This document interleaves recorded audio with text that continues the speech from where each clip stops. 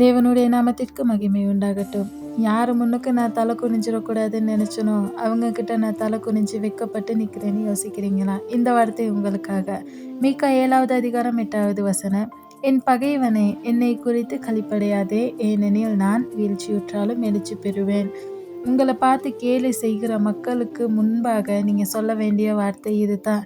நீ என்னை குறித்து சிரித்தாலும் என்னை குறித்து நகைத்தாலும் கூட நான் விழுந்தாலும் நான் மறுபடியும் எழும்புவேன். ஏன்னா என்னை உண்டாக்கின தேவன் என்னோடு இருக்கிறார். ஆமாம், இன்னைக்கு நீங்களும் நானும் ஜீவனோடு இருக்கிறதுக்கு காரணமே ஏசப்பா தான். அப்படி நம் தேவன் நம்மோடு இருந்து இந்நாள் வரைக்கும் பாதுகாக்கும் பட்சத்தில் நீங்கள் இப்படி விழுந்துட்டீங்கன்னு அவர் உங்களை தாண்டி போயிட மாட்டார்.